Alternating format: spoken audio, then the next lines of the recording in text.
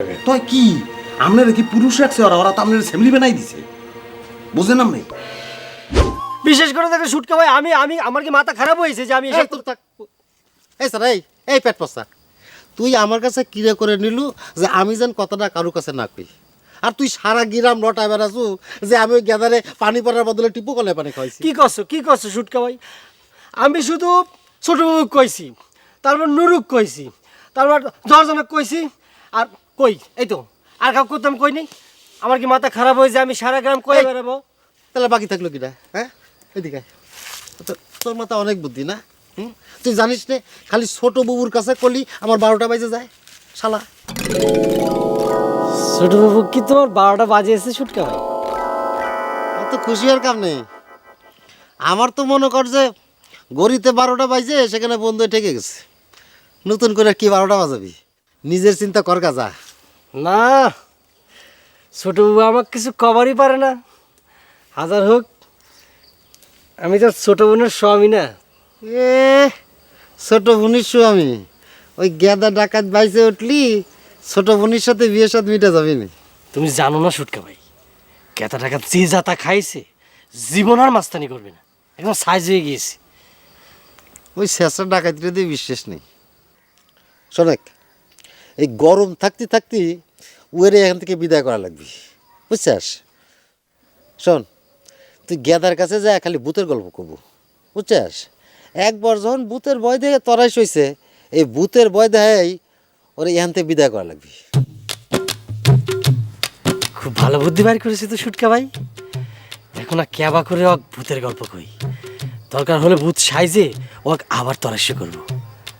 শালা গেদা তুমি ঘটক হয়েছো না?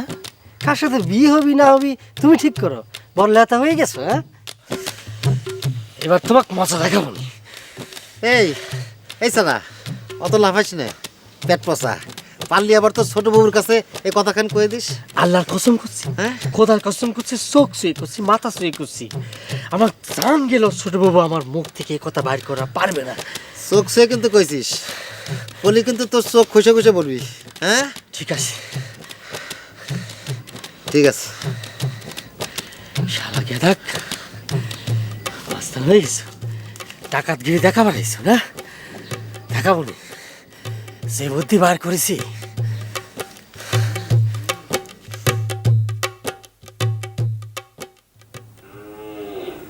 ভাই একটা মানুষ মরিয়ে যাওয়ার আগেই প্রেসার হয়ে যায় হে মরিয়ে গেছে। বিশ্বাস করেন মোর জীবনে মুই এই পের তো মনলাম, মুই তো ইন্না নিলে পরিয়ে হেলাইছিলাম। আমরা চিন্তা করেন তোরা কি মনে করছিস এই সামান্য জ্বরে গেদা ডাহাত পটল তুলব? আর এরম পুলিশের মায়ের খেয়ে কত জ্বর আইছে, মরলে তো তখনই মরে যেতাম। মুইও তো এই কথা কই। আমলের লাহান একটা ডাহাই পাহাড়ের লাহান শরীর জ্বরে মরিয়ে গেলে হিয়ে মানায় মান সম্মান থাকে কন? আপনি বড় জ্বর মরিয়ে দিতে পারেন ঠাডা পড়িয়ে, আপনার শরীরকে ওই চোরের লাহান হিরুর লাহান ছুটকার লাহান কন? না রে, আসলে এরকম জ্বর ওরা আমার আগে দেখে নাই তো, তাই ভয় পায় এরকম কথা কইছে। ভাই আপনি এত সরল কেন দি? আপনি আসলে সরল মানুষ তো ভাই, এইবারে আপনি বিষয়টা টের পান নাই। এই যে আপনার জ্বর দিন দিন বাড়ছে একই হুদি মনে করেন, এই এর পিছনে কঠিন পলিটিক্স আছে। আপনি যদি জানতেন তাহলে বুঝতেন। কি কর তুই? আমার বিরুদ্ধে ষড়যন্ত্র করবি কে? ওহা আপনি মেলা মানুষের স্বার্থে গাও দিয়েছেন না। যেমন ধরেন আপনার লিগে অনেকে ওস্তাদের বাইরে হইতে পারতেছে না, আবার কারো হালকা নেতাগিরি নষ্ট হয়ে যেতেছে। আছে এরা তো না। থাক বাদ দেন ভাই, এগুলো বাদ দেন। আপনার শরীর খারাপ, এইসব টেনশন করলে আপনার শরীর আরও খারাপ হয়ে যেতে পারে। থাক ভাই থাক। তাই ওস্তাদের বাইরে গেলে ছোটাবো না, আগে একটু সুস্থ হয় নি ভাই আমরা একটু ভালো হয় না। হয় আপনার কি কমু ভাই, বিশ্বাস করেন এই ব্যাগ সুটকার ষড়যন্ত্র। হিরু গেছিল আপনার লোককে পানি পরা আনতে যাতে আপনার জ্বর কমে।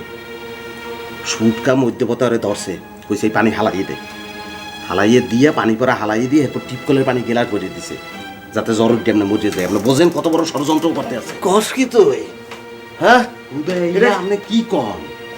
ওরা আরো কি কি করছে আপনি বলে আপনার হানাটা ডাহাইট মানুষ ভূত দেখতে বলে পুষ্কুনির পারে তুই পড়ে রয়েছেন, আপনি বলে দাঁত লাগিয়ে গেছে, এই সব কথা পেশার করছে ওরা।